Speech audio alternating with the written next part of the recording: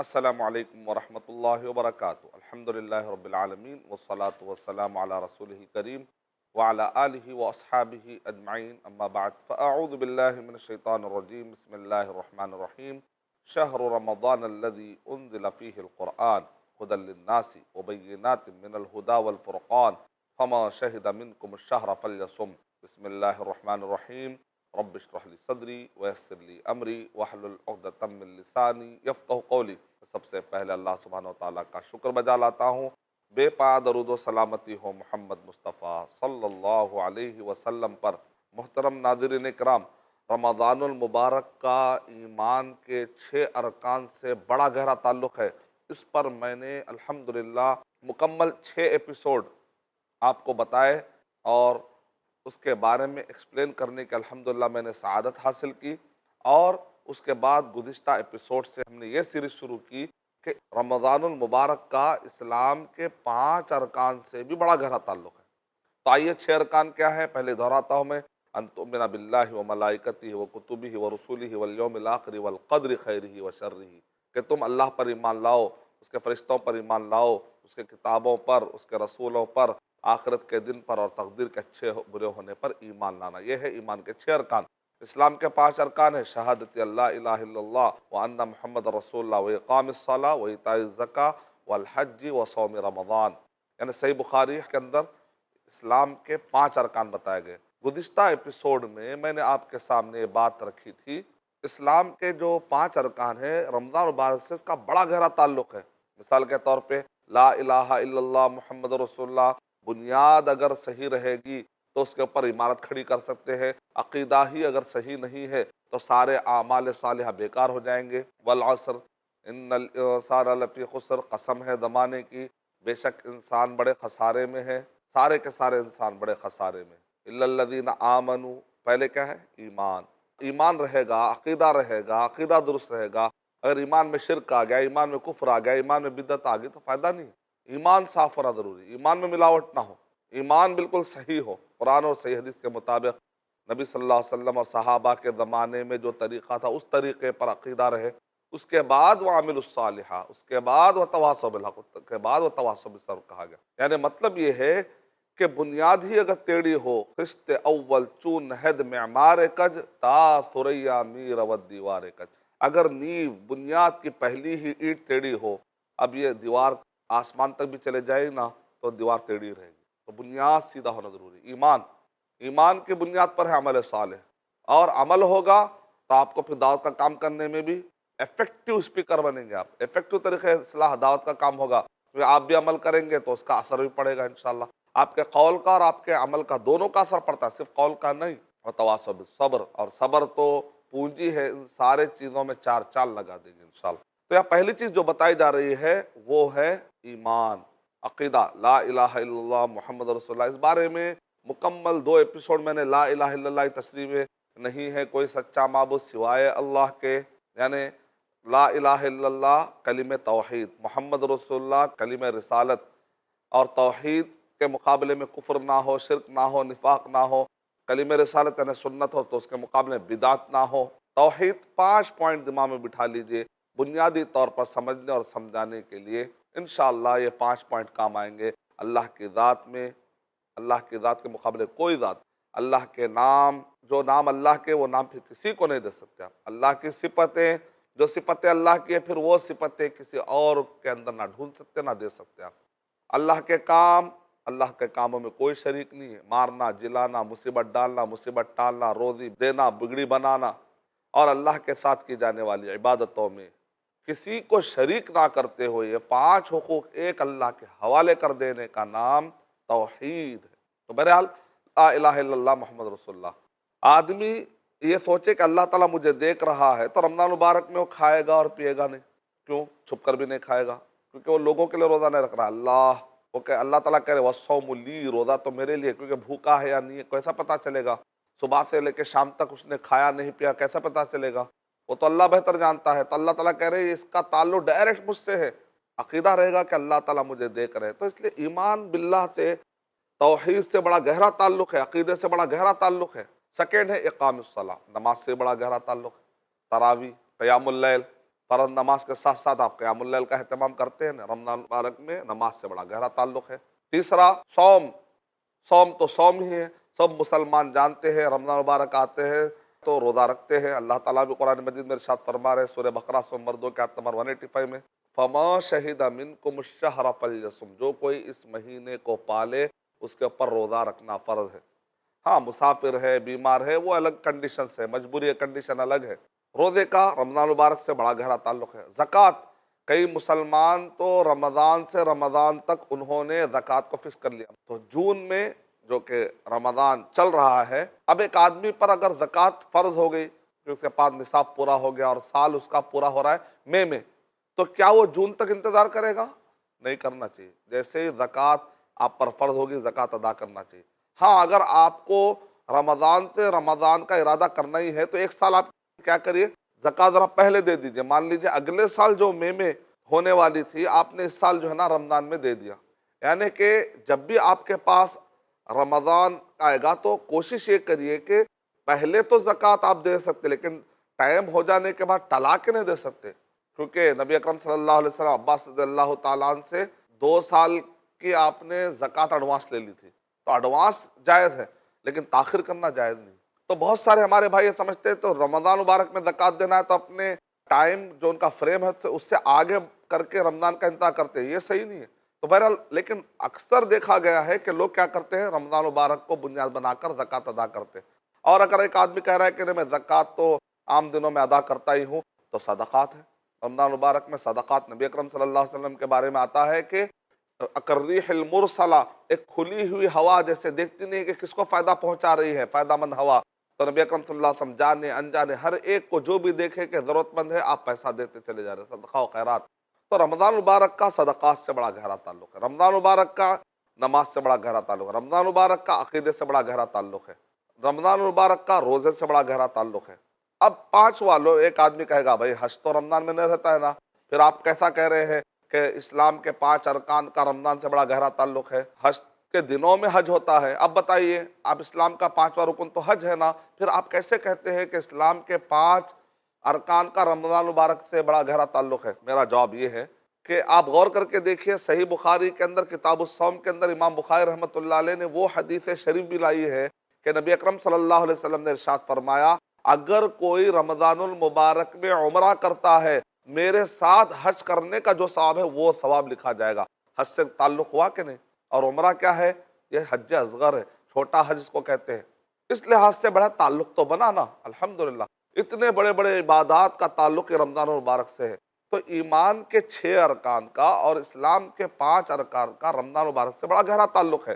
گزشتہ ایپیسوڈ میں صلاح کی اہمیت کے بارے میں بتلا رہا تھا کہ صلاح کا رمضان مبارک میں زیادہ تعلق ہے، لیکن اس کا مطلب یہ نہ سمجھے کہ رمضان مبارک ختم ہوتے ہی نہ آپ نماز پڑھیں گے، بات ایسی نہیں۔ نماز تو سال بھر آپ کے اوپر ذمہ داری ہے، سوائے کہ عورت اگر حیض والی ہو، نفاس والی ہو، تو ایک مرد کے لیے تو کوئی چھوٹ نہیں ہے اگر وہ پاگل نہیں ہے۔ بالغ اگر ہو جائے تو پھر نماز اس پر فرض ہو جاتی ہے۔ اب بالغ کا مطلب کیا ہے؟ مونچھ کے بال آ گئے، داڑھی کے بال آ گئے، بغل کے بال آ گئے، زیر ناف کے بال، تو اسلام میں کہتے ہیں کہ لڑکے کی اب عمر بالغ کو چکے، لہذا نماز فرض ہے، شریعت فرض ہے، روزہ فرض ہے، خواتین کے لیے پیریڈ کا آ جانا۔ اب ایک آدمی حدیث شریف پڑھے گا، اس میں یہ ہے کہ 7 سال کا بچہ ہو تو اس کو حکم دو نماز کا، اور اگر 10 سال کا ہو جائے تو اگر نماز نہیں پڑھتا ہے تو مارو۔ یہ پنشمنٹ والی مار نہیں ہے، کیونکہ اگر بچہ 10 سال تک بھی بالغ نہیں ہوا تو پھر نماز تو پہ فرض نہیں ہوئی ہے، تربیت والی مار ہے، تاکہ اس کو عادت دلاؤ۔ شریعت تو فرض ہوتی ہے بالغ ہونے کے بعد۔ بعض ایسے گرم ممالک ہوتے ہیں، بعض ایسے خاص ممالک ہوتے ہیں، ایریے ہوتے ہیں جہاں پر کم عمر میں بچے بالغ ہوتے ہیں، جیسا کہ عرب ہے، سعودی عرب ہے، اور حالات کے حساب سے بدلتے رہتے ہیں۔ اس زمانے میں نبی اکرم صلی اللہ علیہ وسلم کے زمانے میں حضرت عبداللہ بن عمر بن عاص رضی اللہ تعالیٰ کہتے ہیں کہ میں اپنے ابا سے صرف 11 سال کا چھوٹا تھا، مطلب کیا ہے 10 سال میں ان کے ابا بالغ بھی ہو گئے، شادی بھی کی اور بچہ بھی پیدا ہو گیا۔ اب جب آدمی اتنا جلدی بالغ ہو رہا ہے تو عورت کتنا جلدی بالغ نہیں ہو سکتی؟ تو عائشہ رضی اللہ تعالیٰ عنہ اگر جلد بالغ ہو گئی تو اس میں پرابلم کی بات کیا ہے؟ مدعی سس گواہ چس۔ لوگ کہتے ہیں کہ اتنی کم عمر بچی سے شادی کیسے ہوئی؟ بچی بالغ ہو گئی، بچی کے اندر جب شادی کے خیالات پیدا ہو سکتے بالغ ہونے کے بعد، تو بچی پر نہ کر کے ظلم کیوں کیا جائے؟ تو لہذا وہاں کے حالات کے حساب سے بات چل رہی. ہاں، جس ملک میں آپ رہتے ہیں وہاں کے قانون ہندوستان کے ہم پورے کریں گے، اس میں کوئی شک نہیں. لیکن میں ایک اکیڈمک لیول پر جو گفتگو ہے نبی صلی اللہ علیہ وسلم اور عائشہ رضی اللہ تعالیٰ کے شادی کے مسئلے کو لے کر، تو بالغ کا مسئلہ اگر سمجھ جائیں تو یہ سارے مسئلے سمجھ میں آ جائیں گے. اگر مسائل پورے نہ ہو، آپس میں انٹر کنیکٹڈ ہوتے کئی مسائل. ایک کلاس اگر آپ نے مس کر دی تو دوسری کلاس سمجھ میں نہیں آئے گی. ایک کلاس میں اگر آپ نے جو ہے اس کلاس کو چھوڑ دیا، اگر آپ نے کلاس میں حاضری نہیں دی، پھر بعد میں کہتے ہیں استاد مجھے سمجھ میں نہیں آ رہا، تو پورے کلاس اٹینڈ کریے نا. تو اسلام کے بھی پورے کلاسیں اٹینڈ کریں گے تو انشاءاللہ اسلام سمجھ میں آ جائے گا. پہلے اے بی سی ڈی تو بعد میں ایم بی بی ایس. اے بی سی ڈی مس کر کے ایم بی بی ایس کروں گا تو آپ ایم بی بی ایس لکھ سکتے ہیں لیکن ایم بی بی ایس کر نہیں سکتے. تو اسی طرح ہر چیز کا گریجول پروسیس ہوتا ہے. سارے اصول اور ضابطے جانیں گے تو انشاءاللہ اسلام پر اعتراضات خود بخود ختم ہو جائیں گے. تو بالغ جب تک بچہ ہوا ہی نہیں تو پھر اس کے اوپر نماز فرض نہیں ہوتی. تو بعض ممالک میں بچے جلدی بالغ ہو جاتے ہیں، لیکن بعض ایسے ایریا ہوتے ہیں کہ 15 سال کا بھی ہو جاتا ہے بچہ، موچھ کے بال یا داڑھی کے بال نہیں ہے، تو کیا ہم کہیں گے اب اس کے لیے شریعت معاف ہے؟ نہیں نہیں نہیں، آخری حد 15 سال ہے. سورہ نساء نمبر 4 کی آیت نمبر 11 سے لے کر 29 کے درمیان بالغ کس کو کہتے ہیں، حلم کس کو کہتے ہیں، رشد کس کو کہتے ہیں، سارے مسائل ڈسکس کیے گئے. تو عمر بن عبد رحمۃ اللہ زمانے میں صحابہ اکرام کے مشورے سے یہ طے کیا گیا کہ آخری عمر 15 ہے، کیونکہ نبی صلی اللہ علیہ وسلم وہ بچے جو 15 سال کی عمر سے کم ہوتے تھے ان کو چھوڑ دیتے تھے، معاف کر دیتے تھے. اگر وہ کیپٹیو آف وار میں اریسٹ ہو کر آتے تھے تو ان کو معاف کر دے، بچے بھی بالغ نہیں ہے. تو نماز کے بارے میں اب یہ بچہ جو 15 سال کا ہو گیا ہے مرتے دم تک، اگر وہ پاگل نہیں ہے، خواتین کے مسئلے بالکل الگ ہیں، پیریڈ والی اور نفاس والی، تو بہرحال اسلام اعتبار سے اگر وہ ایلیجیبل ہے، فٹ ہے، تو پھر نماز پڑھنا ہی پڑھنا ہے. اگر آپ ٹھہر کر نہیں پڑھ سکتے تو بیٹھ کر پڑھیے، لیکن آپ ٹھہر کر پڑھ سکتے پھر بھی بیٹھ کر پڑھ رہے ہیں تو یاد رکھیے فرض نماز قبول نہیں ہوتی.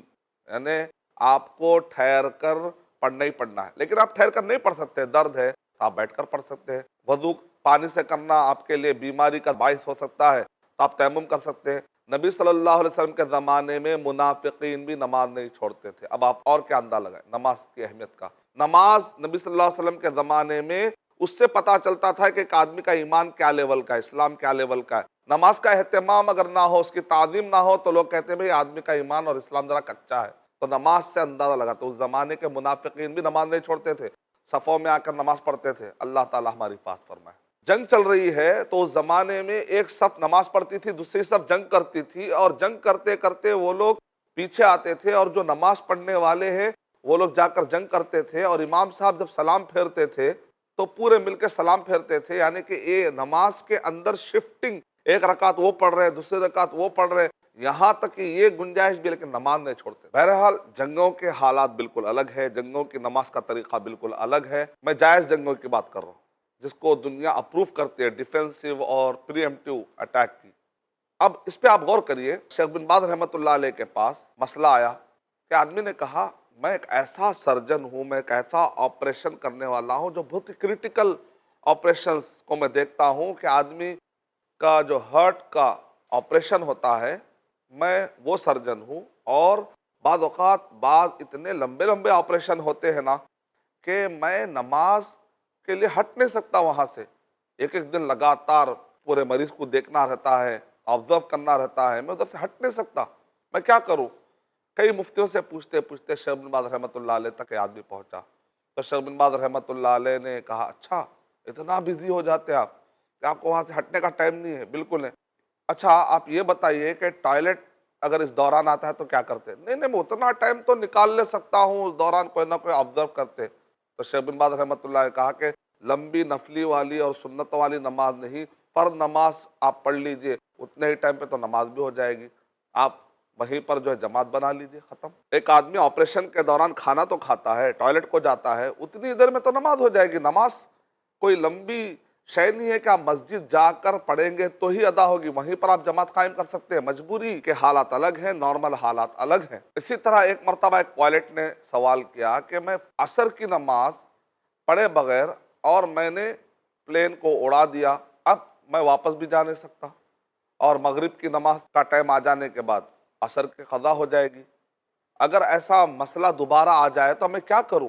فتوا یہ دیا گیا کہ آدمی اگر ایسا ہو کہ اب اس کے پاس کوئی اور چارہ نہ ہو تو وہ اسی حالت میں بیٹھے بیٹھے جو ممکن شکل ہو سکے اشارے سے نماز پڑھ لے گا۔ اگر آپ ٹریفک میں پھنسے ہوئے ہیں اور عصر کا ٹائم جا رہا ہے، یہاں تک کہ مغرب کا ٹائم آنے کا اندازہ ہے، اور آپ کبھی ہوتا ہے ٹریفک میں بلاک ہو جاتے ہیں اور آپ ٹھہری ہوئی گاڑی، آپ کی پورے سامنے گاڑیاں ہیں، تو کیا کریں گے آپ؟ وہیں پر اسٹیئرنگ پہ ہی آپ ٹھہرے ٹھہرے اشارے سے جو ممکن ہو سکے نماز پڑھنا ہے، لیکن نماز نہیں چھوڑنا ہے۔ اگر آپ بیٹھ کے کھڑے ہو کر لیٹ کر نہیں پڑھ سکتے تو آپ اشاروں سے پڑھیں گے، لیکن نماز نہیں چھوڑنا ہے۔ اگر آپ کا وضو نہیں ہے، آپ گاڑی چھوڑ کے تو نہیں آ سکتے، تب آپ کیا کریں گے؟ جو ممکن ہو سکتا ہے آپ کریں گے، جو پاسبل آپ کے پاس، تو ایسے وقت پر آپ آلریڈی وضو کر کے نکلیے، وضو میں رہیے ہمیشہ، تاکہ ایسے مسئلے آ جائے تو آپ حل کر سکیں گے۔ پانی اگر آپ کو ملنا مشکل ہے اطراف میں تو تیمم کی فیسلٹی ہے اسلام میں، لیکن نماز نہیں چھوڑنا۔ ایک بات لوگ کہتے ہیں ہم اتنے بزی ہوتے ہیں کہ ہمارے پاس نماز کے لیے ٹائم نہیں نکلتا، ہم کیا کریں، ہم مجبور ہیں۔ کہ ایسا تو نہیں کہ نماز نہیں پڑھنے کی وجہ سے آپ کو بزی کا عذاب اللہ نے دے دیا ہے۔ اننیسیسری جو بزی ہوتے ہیں، آپ دیکھیں آپ کبھی اپنے کاموں میں کچھ ایسے چیزوں کو لے کر آپ بزی ہوتے ہیں نا، وہ کام ہوتا نہیں ہوتا نہیں ہوتا نہیں۔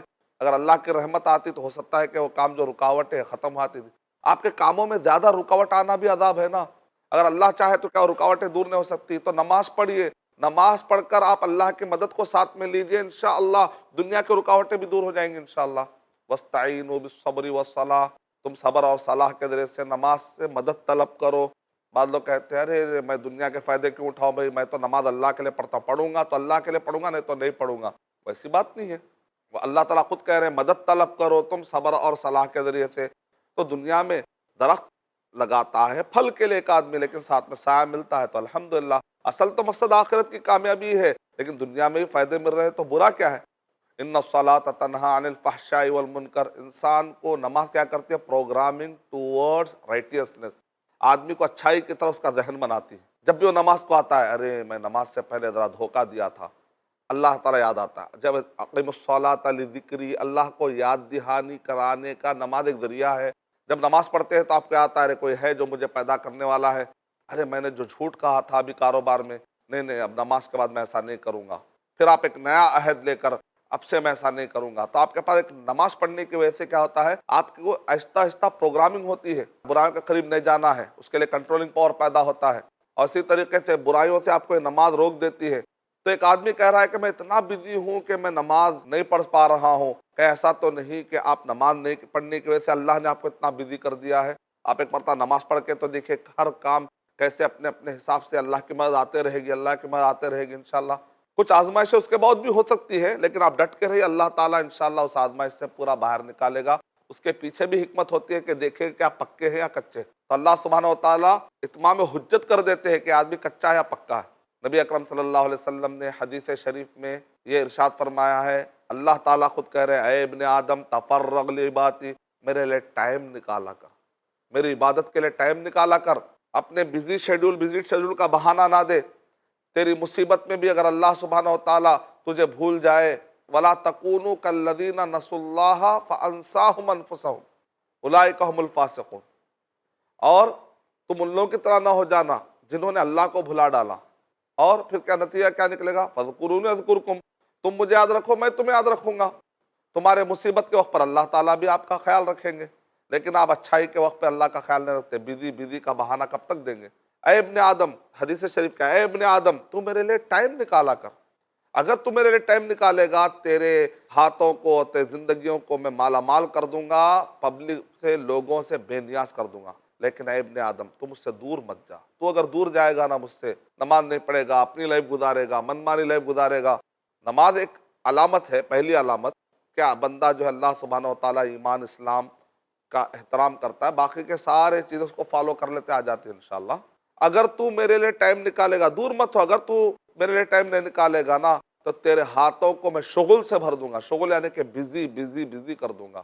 آپ کسی کو فون کرتے ہیں، آپ کسی سے امید لگاتے ہیں کہ بھئی فلاں کام ہو جائے گا، اور وہ کام ہونے میں دیر ہو رہی تو آپ کا ٹائم ویسٹ ہوگا کہ نہیں ہوگا؟ لیکن اللہ تعالیٰ اگر اس کے دل میں رحم ڈال دے تو آپ کا کام ٹائم پہ بھی ہو سکتا ہے، تو آپ کا ٹائم بچ جائے گا نہیں۔ تو اللہ کو معلوم ہے کہ بندے کو کہاں سے بزی کرنا ہے۔ اگر آپ نماز پڑھ لیں گے تو پھر خواہ مخواہ کہ اللہ سبحانہ و تعالیٰ سے مقابلہ آرائی مت کریے۔ نماز پڑھ لیں گے تو اللہ سبحانہ و تعالیٰ سے مقابلہ آرائی سے آپ بچ جائیں گے۔ اللہ سبحانہ و تعالیٰ کی رحمت، اللہ سبحانہ و تعالیٰ کی مدد۔ اللہم افتح لی ابواب رحمتک، اے اللہ تو اپنے رحمت کے دروازے مجھ پر کھول دے۔ اب آپ مسجد کو گئی نہیں، نماز پڑھے ہی نہیں، تو کہاں سے رحمت آئے گی؟ نماز پڑھیں گے تو اللہ سبحانہ و تعالیٰ کہہ رہے ہیں کہ اللہ سبحانہ و تعالیٰ پہلی صف والوں پر رحم کھاتے ہیں۔ اب ایک آدمی پہلی صف میں کیا نماز ہی نہیں پڑھ رہا ہے تو یہ سب رحمتیں کہاں سے ملیں گی؟ ایک آدمی نماز پڑھتا ہے جب تک کہ وہ اپنے اس جگہ سے ہٹتا نہیں، اللہ تعالیٰ کی طرف سے رحمتیں برستی ہے۔ اب ایک آدمی نماز ہی نہیں پڑھا تو یہ فضیلتیں کہاں سے ملیں گی؟ نماز پڑھے گا تو قیامت میں اس کے لیے نجات ہے، نور ہے، برہان ہے۔ اب ایک آدمی نماز ہی نہیں پڑھے گا تو کہاں پر نماز قیامت میں اس کے لیے کام آئے گی؟ قبر میں نماز ٹھہر جائے گی، عذاب آئے گا، نہیں نہیں یہ بندہ میری حفاظت کرتا تھا، آج میں اس کی حفاظت کروں گا۔ نماز جو ہے حفاظت کرنے کے لیے ٹھہر جائے گی۔ اور ابن قیم رحمۃ اللہ علیہ نے بڑی اچھی تشریح فرمائی کہ نبی اکرم صلی اللہ علیہ وسلم نے ارشاد فرمایا کہ وہ آدمی جو نماز نہیں پڑھتا قیامت میں فرعون کے ساتھ، حامان کے ساتھ، قارون کے ساتھ اٹھایا جائے گا۔ تو ابن قیم رحمۃ اللہ علیہ کہہ رہے ہیں کچھ لوگ ہیں جو نماز چھوڑ دیتے ہیں اقتدار کے نشے میں آ کر، کچھ لوگ ہیں جو نماز کو چھوڑ دیتے ہیں مال و دولت کمانے کے پیچھے، تو ان کا قارون کے ساتھ شمار ہو جائے گا، قارون کے ساتھ اٹھائے جائیں گے۔ اگر اقتدار کے نشے میں ہے، عہدوں کی وجہ سے ہے، بڑے پروفیسر ہے، بڑے آفیسر ہے، اپنے جاب کی وجہ سے ہے، تو حامان کا بھی بڑا جاب تھا، فرعون اقتدار یا کچھ نہ کچھ غرور تکبر، تو جیسا آدمی جیسے جس کو چاہے گا ان کے ساتھ قیامت میں جمع کیا جائے گا۔ نماز کیا ہے؟ دأب الصالحین، نیک لوگوں کی عادت ہے نماز۔ کچھ بھی ہو جائے بہرحال نماز پڑھنے کی عادت ڈالے تو یہ نیک لوگوں کا راستہ ہے۔ تو عقیدے کے بعد نماز کی بڑی اہمیت ہے۔ قیامت میں سب سے پہلے پوچھا جانے والا آدمی کا عقیدہ اگر ہو جائے گا تو اس کا سب سے پہلا جو سوال ہوگا صلاح ہوگی۔ اگر یہ ہے تو سارے کام درست، اگر یہ نہیں ہے تو سب چیزوں پر بہت ہی خطرناک طریقے سے حساب و کتاب ہوگا۔ نماز کا جو ورڈ میں استعمال کر رہا ہوں بہتر ہے کہ اس کو صلاح کا ورڈ دوں، عربی زبان صلاح اس کا استعمال کریں گے تو زیادہ بہتر ہے، کیونکہ صلاح کا معنی ہے دعا۔ صلاح کے 8 معنی بتائے گئے، صلوات قرآن مجید میں آیا ہے، یہودیوں کے عبادت خانے، تبت یدا ابی لہب وتب ما اغنی عنہ مالہ وما کسب سیصلی، آگ بھڑکا کے آگ میں داخل ہونا، یہ بھی ایک معنی پایا جاتا ہے۔ صلاح کا معنی ہے رحمت، صلاح کا معنی ہے دعا، ثنا، تعریف، ان اللہ و ملائکتہ یصلون علی النبی۔ تو صلاح کے کئی معنی آتے ہیں، اور صلاح کا معنی آتا ہے آدمی کے جب آدمی رکوع میں جاتا ہے تو پیچھے جو 2 رگیں ہیں تو اس کا حرکت میں دینا بھی، اس کو بھی کہتے ہیں صلاح۔ سیکنڈ نمبر کو بھی صلاح کہتے ہیں، تلقى السوابق منا والمصلین، سیکنڈ نمبر پر آنے والے گھوڑے کو بھی مصلی کہتے ہیں، کیونکہ اسلام میں پہلا رکن توحید ہے، سیکنڈ صلاح ہے۔ اس لحاظ سے جب رکوع میں جاتے ہیں تو پیچھے کی رگیں حرکت میں آتی ہے، اس لحاظ سے بھی صلاح کی مناسبت ہے۔ تو بہرحال کچھ معنی مناسبت سے جڑتا ہے اور کچھ نہیں۔ تو جو لوگ یہ کہتے ہیں کہ ہم قرآن کو ڈکشنری کی مدد سے سمجھیں گے، اپنی عقل سے سمجھیں گے، تو ان کا یہ کہنا جائز نہیں ہے۔ لیکن ہم کو حدیث پڑھنے پر پتہ چلے گا، صلو کما رأیتمونی اصلی، نماز ویسے پڑھو جیسا کہ تم مجھے پڑھتے ہوئے دیکھتے ہو۔ اس لیے قرآن مجید میں جو بھی کلمات آئے ہیں اس کو ہم حدیث کی روشنی میں سمجھیں گے، صحیح احادیث کی روشنی میں سمجھیں گے۔ میں اللہ تعالیٰ سے دعا کرتا ہوں کہ اللہ تعالیٰ مجھے اور آپ سب کو علم کی بنیاد پر عمل کرنے توفیق عطا فرمائے، جہل کی بنیاد پر اس کے ہونے والے نقصانات اور اس پر ہونے والے عمل کے نقصانات سے بچائے جو جہالت کی بنیاد پر ہے اور باطل کی بنیاد پر ہے۔ اللہ تعالیٰ ہماری حفاظت فرمائے، آمین۔ وآخر دعوانا ان الحمد للہ رب العالمین۔ السلام علیکم ورحمۃ اللہ وبرکاتہ۔